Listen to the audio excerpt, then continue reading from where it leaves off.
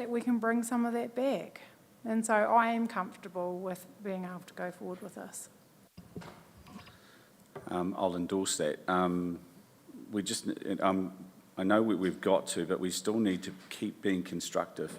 Having Accounting 101 trolled through with emotive Herald sound bites is not constructive.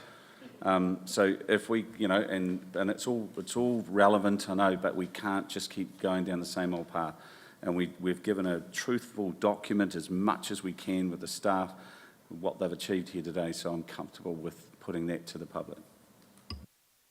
Yeah, agreed, Peter. Look, these are a lot of figures for someone who's not had a lot of experience with this sort of stuff, so I'm still wrapping my head around it, but you know, I believe we need to go forward with our capital expenditure, because as the Mayor has mentioned, you know, that's going to cause problems for us further down the track. So I'm comfortable with the progress that's being made, and thank you for your hard work in doing that. It's great.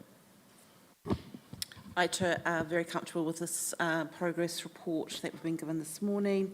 And, you know, I understand it is still going to move. I understand with Michelle's paper that she's requested regarding the asset sales, it could alter things as well.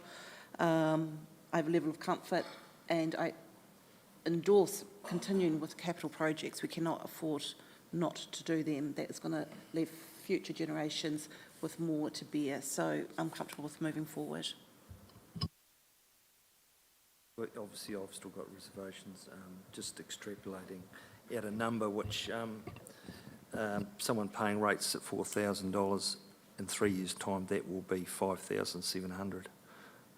That's $1,700 over 3 years. So that's something that I'm quite conscious of, and I want to ensure that actually we are spending that money wisely on their behalf, and in a fashion that's going to protect the future and not burden them with a big noose around their neck in the future.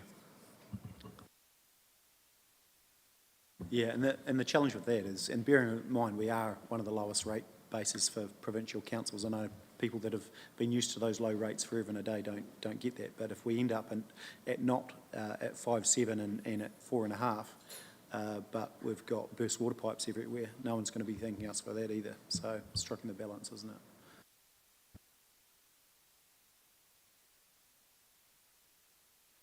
Yeah, I'm comfortable with those figures. Obviously, at 15%, and it is going to be a bit of a burden on our ratepayers, but we do have to move forward, and I think there's enough in those capital projects there to satisfy our ratepayers into the future, and having some good assets there for our future generations. Yeah, likewise. I couldn't say I'm comfortable with the figures, but I'm totally comfortable with the direction that we're going, and anybody would be fooling themselves to think that we can fix this now.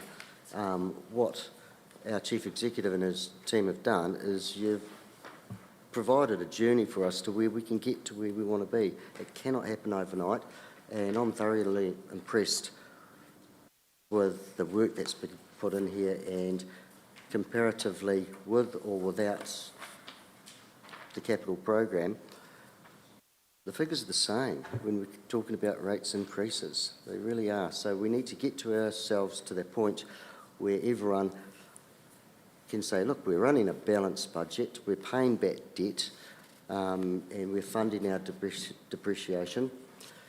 And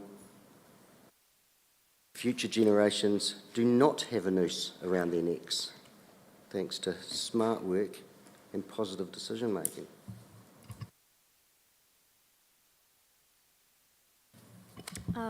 Yeah, likewise, I'm not entirely comfortable with the figures, but I'm comfortable that it paints a picture that the community need to understand. And to Councillor Booth's point, I think debt is a noose around the neck, but so is not spending CapEx. They're just different nooses.